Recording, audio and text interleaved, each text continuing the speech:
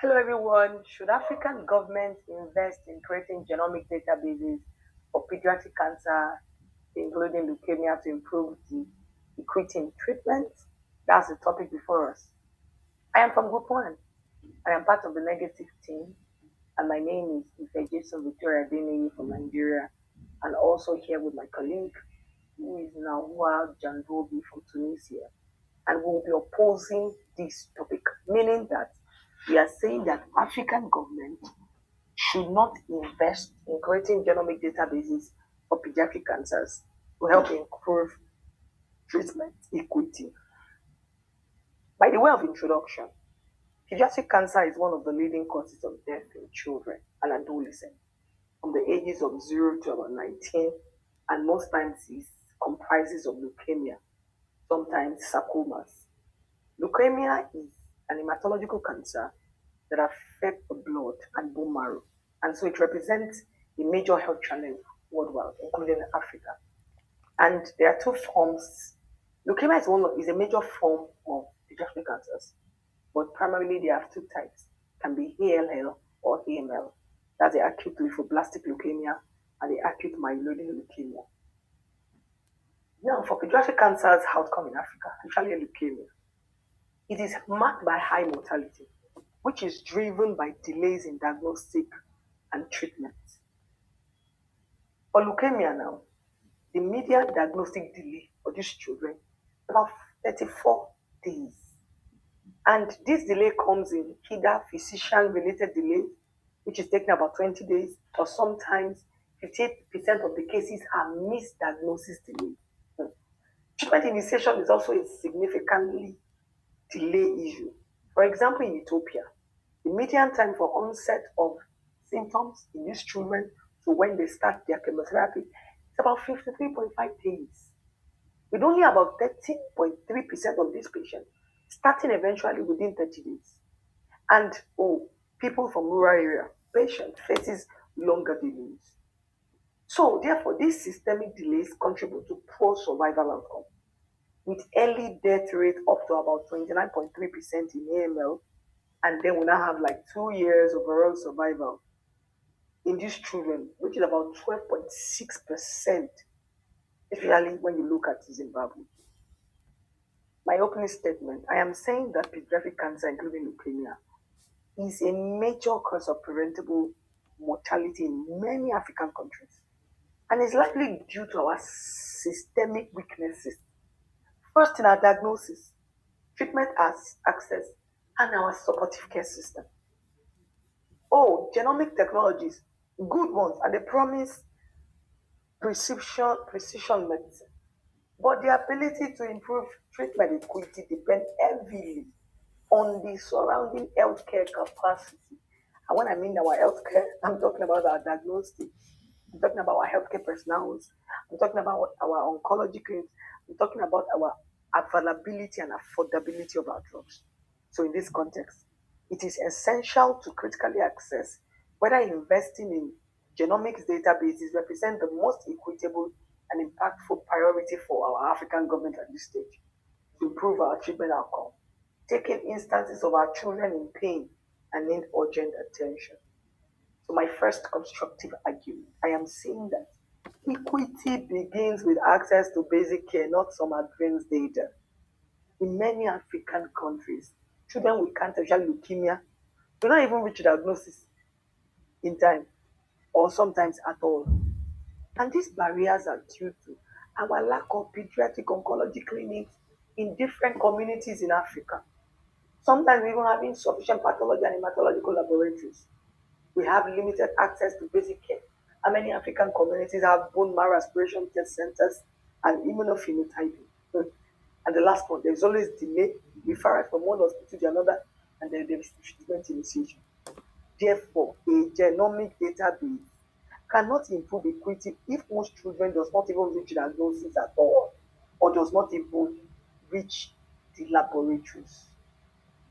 Number two, genomic databases only benefit the few, and we know without downstream capacity.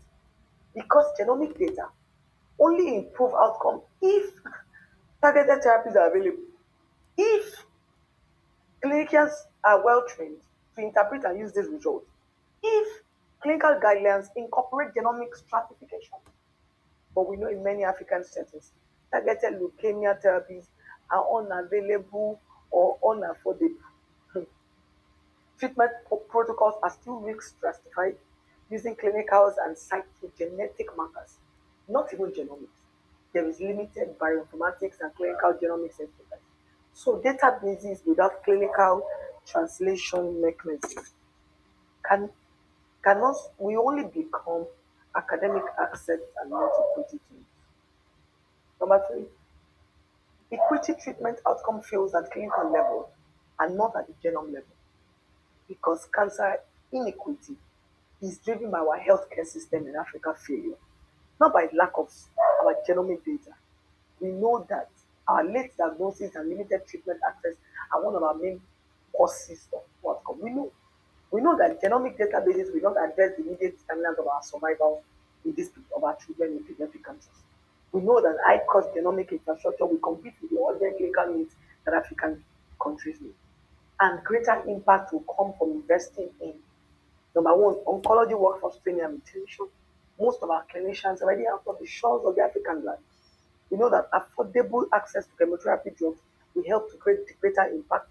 We know that when we have rapid and early diagnosis capacity. So, I'm saying without strong clinical system, genomics cannot deliver equity.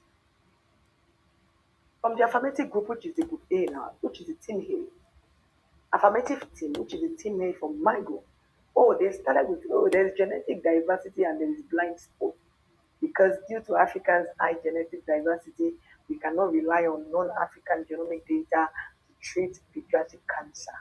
I am replying them to say that while genetic diversity is critical for precision medicine, the immediate crisis right now in pediatric oncology is not a data gap, it's a delivery gap problem.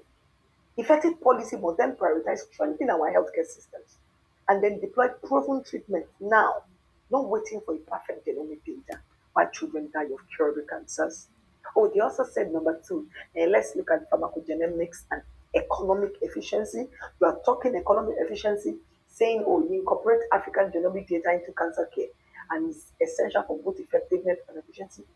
I am replying you that while we target treatment by genetics, it's ideal, oh, but the upfront cost of creating population-wide genomic databases is prohibitive and is slow. We have low resource healthcare system, you know it. We have immediate, we have our low investment in basic diagnosis.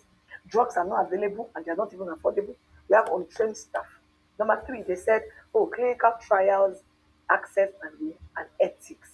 We must build local genomic data and that we must ensure African children can access cutting edge safe treatment.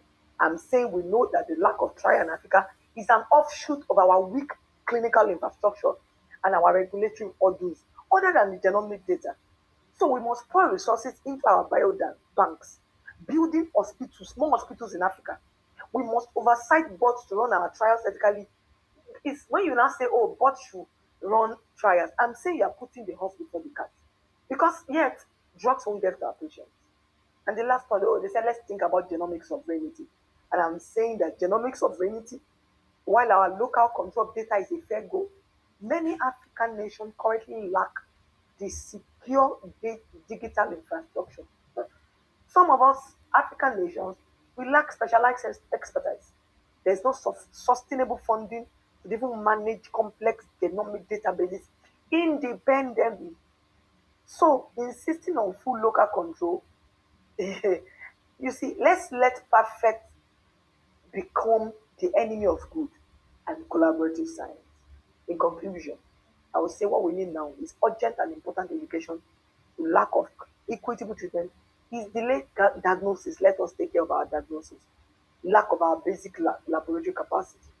We have unaffordable, we have unavailable access to our standard chemotherapy drugs, and we know we have poor clinical personnel and low supportive care system for these children.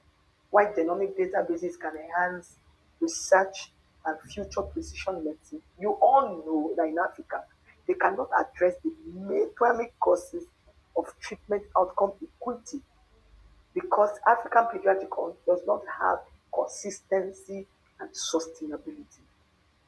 These are my selected references. Thank you for listening.